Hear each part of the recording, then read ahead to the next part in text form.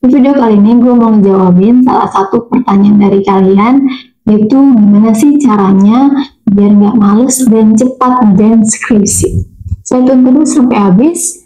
Yang belum subscribe, subscribe sekarang juga. Oke guys, happy watching. Halo guys, welcome back to my channel.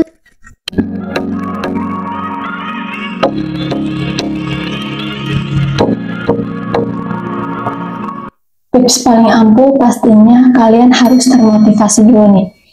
Termotivasi mungkin gue harus wisuda di bulan depan, gue mau cepet kerja dengan lampirin gelar di CV atau sebagainya. Pokoknya kalian harus punya motivasi. Apa nih motivasi kalian?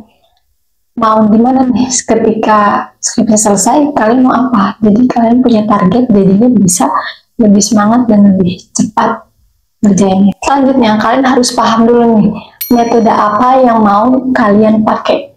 Ada tiga, kualitatif, kuantitatif, sama mixed method. Mixed method ini metode yang dicampur, metode kualitatif sama kuantitatif dicampur dari satu penelitian. Kalau deskripsi gue ini gue pakai metode kualitatif. Kenapa kalian harus paham dulu metode apa yang mau kalian ambil, jadi biar kalian nggak stuck di tengah jalan gitu. Tiba-tiba judul kalian pakai metode kuantitatif, ternyata kalian nggak paham dan belum menguasai bagaimana penelitian kuantitatif. Ntar tiba-tiba di tengah jalan kalian stop, kalian stuck, nggak bisa ngelanjutin, nggak bisa penelitian. Dan sebaliknya kalau kualitatif ntar kurang memahami cara metode kualitatif, nantinya stuck gitu. Dan objek sama subjek kalian ini bagusnya tuh diteliti pakai metode apa nih. Selanjutnya gue menentukan permasalahan yang mau diambil, karena udah pasti, udah paten skripsi itu kan berangkat dari sebuah masalah. Ada masalah apa nih, makanya kita teliti. Kalau ini nggak bermasalah, ini baik-baik aja, ini efektif, ini optimal, ini ya nggak ada yang bermasalah, nggak perlu diteliti apa yang mau diteliti gitu kan. Nah setelah kalian udah menentukan sebuah permasalahan, pastinya kalian udah observasi terlebih dahulu dong, permasalahan itu ada di mana, ada di lokasi mana, ada di perusahaan mana, ada di lingkungan masyarakat yang di mana. Jadi setelah itu kalian tentukan subjek dan objeknya pastinya kan. Dan pastikan narasumber dan lokasi penelitian kalian itu mau untuk diteliti dan mau untuk memberikan data dan informasi serta dokumentasi yang kita butuhkan. Setelah kalian udah menjalankan dan melakukan hal-hal yang tadi ini, mulai masuk ke tahap yang agak tricky, yaitu menentukan judul. Perhatikan subjek, objek, kata hubung, variabel, terus lokasi penelitian. Ya pokoknya memang agak tricky. Dan saat itu gue menentuin judul, gue lagi bimbingan sama dosen pembimbing akademik, gue ngajuin judul itu gue kayak presentasi beneran loh. Buat satu judul aja 1 jam gue menentukan judul, biar ACC ke seminar proposal itu 1 jam.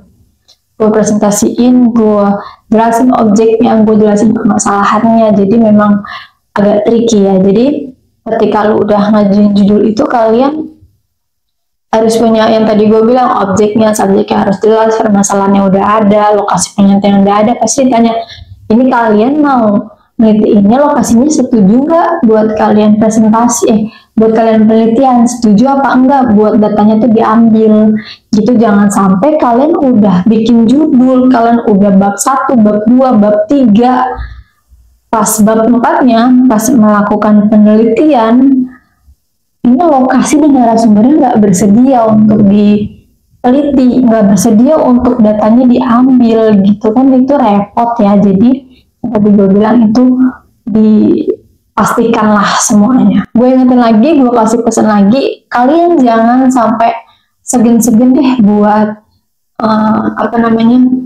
konsultasi, buat diskusi sama dosen pembimbing kalian. Kalau emang agak tricky, dosennya agak susah buat ditemuin, mungkin kalian bisa nanya cutting, nanya temen yang udah skripsi atau emang lagi ngejalanin skripsi. Jadi jangan diem-dieman kayak gue malu, gue nggak bisa, gue takut, gue nggak mau, gue takut salah, gue malu. Guys, skripsi kalau kalian mikir kayak gitu gak bakalan jalan. Yang penting kalian banyak nanya gitu guys, dan perhatikan pastinya sistematika penulisan, karena di setiap kampus, di setiap fakultas, bahkan nih, setiap kampus itu beda sistematika penulisan. Pas masuk ke lebih mengerti lagi, buat ke fakultas itu ada lagi sistematika sesuai fakultas, itu beda-beda guys. Jadi jangan kalian terpaku sama skripsi-skripsi yang relevan yang terdahulu. Tetap kalian cross check lagi sistematika penulisan kampus kalian dan fakultas kalian seperti apa gitu, biar skripsi kalian rapi dan nggak banyak revisi ya nantinya. Ketika kalian udah selesai buat judul, udah di ACC sama dosen buat bikin judul itu, kalian lanjut ke bab 1, latar belakang. latar belakang, identifikasi masalah, rumusan masalah, dan lain-lain. Macam-macam kampus itu beda-beda ya buat masuk, buat lanjut ke seminar proposal. Kalau di gue itu kemarin fakultas dan kampus itu bab 1 udah bisa masuk ke seminar proposal. Tapi gue tanya di kampus-kampus lain itu, buat masuk ke seminar proposal itu bisa sampai bab 1 sampai bab 3 ya. Nah, jadi pas gue udah, jadi bebas buat kalian buat bikin bab 1 bab 3 dulu, baru seminar proposal, ikutin kampus kalian aja. Terus kalau gue itu kan bab 1 langsung masuk seminar proposal. Setelah ACC, gue dapet dosen pembimbing. Oh, gue revisi dulu tuh, sempat revisi setelah seminar proposal, terus gue dapet dosen pembimbing. Baru tuh mulai bab 2 gue itu landasan teori. Nah, landasan teori itu gue saranin jangan dari artikel, jangan dari jurnal, tapi saranin tuh ambil dari buku. Apalagi yang kampusnya tricky sama footnote gitu kan. Kalau di jurnal-jurnal atau di artikel atau repository itu kan terkadang kampus-kampus lain, kampus-kampus yang tidak mewajibkan footnote kan, body note itu nggak ada halamannya, nggak ada apa ya, susah lah, nggak selengkap footnote. Nah, kalau yang memang kampusnya mewajibkan footnote kayak kampus gue ini, gue memang dari pagi sampai sore, pagi sore ngejedok aja di perpustakaan gitu. Jadi gue sahabat perpus lah, dari zaman skripsian selama 3 bulan itu gue bikin skripsi itu jadi sahabat perpustakaannya kan. Ya agak enak sih di perpustakaan tuh kan, kita dapat wifi, terus nyaman, gak berisik, gak gampang ke distract, terus wifi-an juga, jadi enak aja, nggak masalah. Jadi ya sama aja kayak di kafe tapi nggak minum doang gitu, hemat kan. Setelah itu kalian terusin tuh bab-bab yang harus kalian isi sampai ke bab 4 di penelitian. Ya, mulai kalian observasi, mulai wawancara, minta izin, minta waktu sama narasumber yang kalian perlukan, minta data-data dan informasi, dan lain-lain. Setelah itu kalian masukin kan ke bab 4 kalau di kampus gua. Kalau di skripsi gua itu di bab 4. Nah, di bab 5-nya ini true story ya, gue agak memang nggak tahu ini otak ya. Di bab 5 itu kan analisis dan pembahasan. Tapi bab 5 gue saat gue bimbingan itu cuma 3 lembar guys. Gue nggak tahu, gue mungkin memang nggak tahu sih. Gue pikir analisisnya itu ya analisis mandiri aja, nggak perlu ditulis di skripsi. Memang gue mungkin kurang baca skripsi orang gitu ya. Jadi gue tulisnya jawaban-jawaban, kan kalau bab pembahasan dan analisis itu jawaban dari si rumusan masalah yang kita buat latar belakang kan. Nah, jadi gue tinggal ngejawab aja gitu. Ternyata pas gue bimbingan, gue diketawain lah sama dosen pembimbing, diketawain, diomelin, ya apa ini kamu cuma 3 lembar doang, ini tuh hasil skripsi kamu, ini tuh daging skripsi kamu, kenapa cuma 3 lembar doang gitu. Jadi analisisnya nggak gue masukin karena gue kualitatif, jadi gue revisi. Analisisnya itu gue ambil teori efektivitas. Jadi ambil teori efektivitas dari satu ahli, terus gue jabarin beberapa teorinya, terus ini sesuai nggak sama lokasi yang gue teliti, ini sesuai nggak, ini sesuai nggak, terus jadinya kita bisa jawab nih, ini efektif atau tidak, ini penerapannya seperti apa. Itu dari analisis. Ternyata harus analisis itu harus ditulis, bukan cuma tinggal menjawab doang gitu. Ya mungkin kalian atau yang udah skripsian ngedengerin gue ini agak ketawa kali ya, dan gue juga ketawa, ini kenapa gue bisa 3 lembar doang, bener-bener gak tahu. Jadi itu harus diperhatikan ya guys, biar kalian gak banyak revisi dan gak diketawain dosen pembimbing. Jadi hal-hal yang seperti itu bisa bikin skripsi kalian insya Allah cepat dan lancar, walaupun susah ya, walaupun memang setiap bab itu ada deg-degannya, ada setiap bab itu ada ketakutan yang berbeda-beda, ada adrenalin yang berbeda-beda, tingkat kesulitan juga yang berbeda-beda.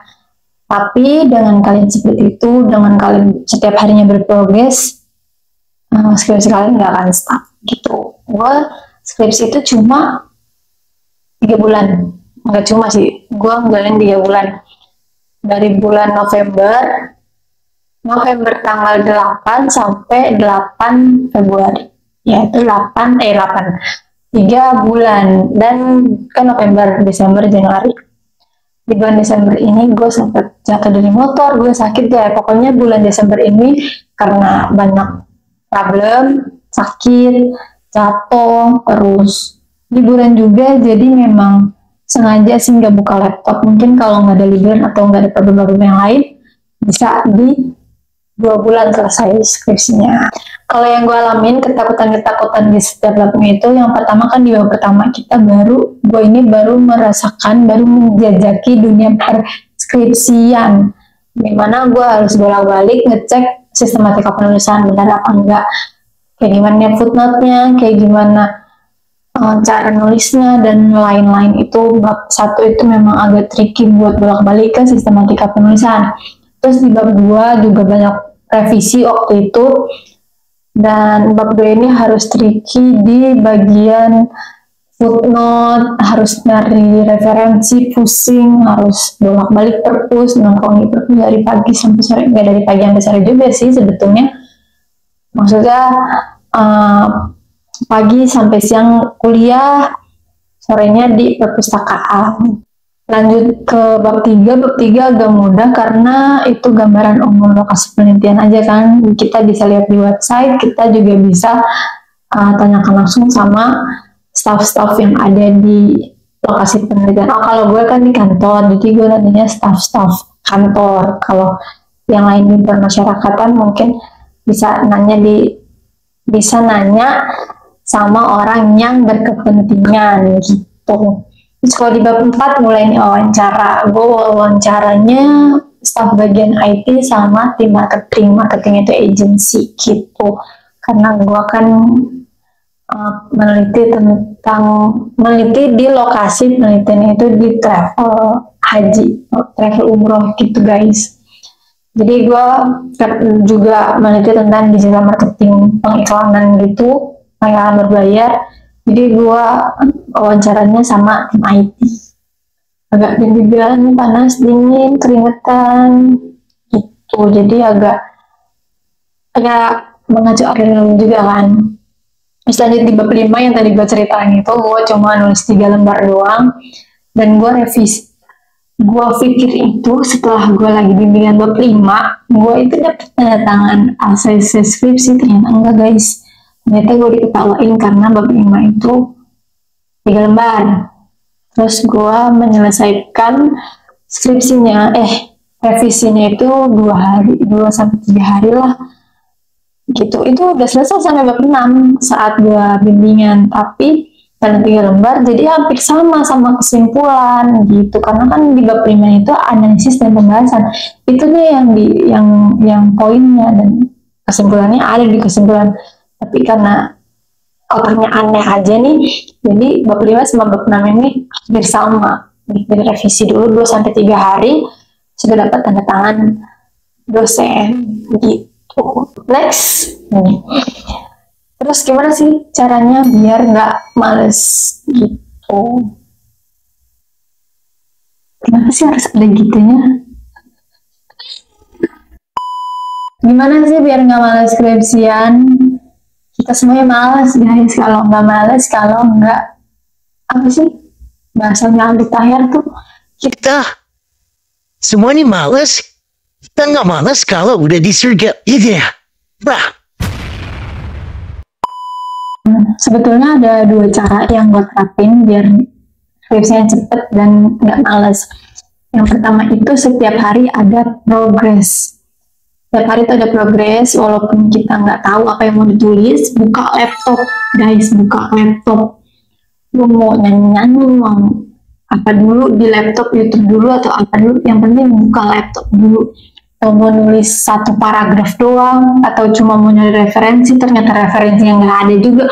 Nah, penting lu buka laptop, guys, karena sepengalaman gue, walaupun referensinya nemu, tapi kan di kemudian hari, kita udah lihat referensi itu, oh, ini nggak ada nih, ini udah nih, ini nggak ada nih, gitu. Jadi buka laptop, kerjain, walaupun nggak ada hasilnya, tetap setiap hari ada progres. Terus buat menghemat waktu juga, kalian kalau ini referensinya udah kalian cari, udah dapet, ini ada, mungkin kalian bisa blok, di highlight, terus dimasukin ke dokumen sendiri sesuai.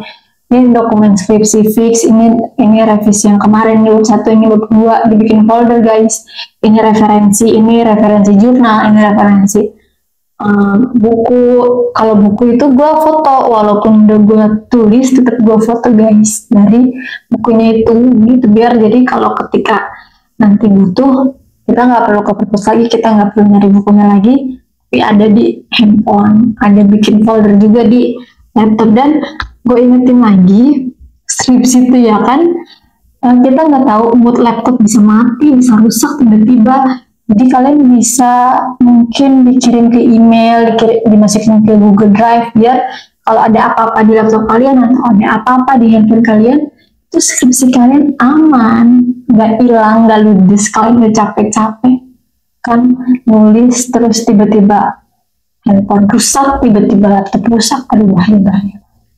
Yang kedua, salah satu tantangan gue buat skripsian itu saat gue konsisten gini, jam segini gue harus buka laptop, gue matiin handphone atau uninstall Instagram selama seminggu. Misalkan minggu ini gue mau fokus skripsian, gue uninstall Instagram, gue uninstall TikTok, gue nggak buka apapun, tapi gue fokus ke skripsian, jadi nggak ke distract. Karena sosial media itu berpengaruh banget guys sama mood, sama distraksi gitu kan. Apalagi di zaman gue itu zaman politik lagi naik, terus kabar Palestina lagi naik, jadi terus ada juga komedi-komedi. Ketika scroll itu ada mood, melihat video ini kita sedih, melihat video ini kita emosi, melihat video ini kita ketawa, aduh moodnya hancur. Jadinya kalian udah capek, tidur, skripsi nggak jalan, gue matiin, gue puasa sosmed gitu. Misalkan 3 hari, Senin, Selasa, Rabu gue minjem buku nih, misalkan hari Senin gue minjem buku, Senin, Selasa, Rabu kan minjem buku itu maksimal 3 hari dibalikin, kalau enggak denda atau mau ajuin perpanjang. Tapi gue nggak mau perpanjang, ini dijadikan deadline, pokoknya 3 hari ini dengan buku ini gue bisa selesai urusan, nggak ada lagi urusan dengan buku ini setelah 3 hari kemudian. Jadi harus konsisten bikin deadline, 3 hari ini selesai guys, buku ini di 3 hari ini harus kembali ke perpustakaan dan gue nggak ada urusan lagi. 3 hari ini gue uninstall sosial media gitu. Jadi gue harus fokus ngerjain skripsi selama 3 hari. Itu deadline. Kalian menentukan deadline sendiri. Skripsi kan nggak pakai deadline dari dosen, nggak pakai deadline dari siapapun, tapi diri sendiri yang bikin. Yang paling penting, kalian jangan lupa sama self reward. Jajan terus, karena gue uninstall sosial media, jadi self-rewardnya ya gue install sosial media lagi. Self-rewardnya gue bisa tidur, self-rewardnya gue main HP, gue main scroll gitu aja. Jadi harus ingat deadline dan juga self reward itu penting guys, karena kita udah capek, jadi harus dikasih hadiah, harus dihargai kerja keras kita. Kalau bukan kita yang menghargai diri kita, siapa lagi gitu kan. Jadi ya udah ya, semoga bermanfaat buat kalian yang belum subscribe YouTube gua.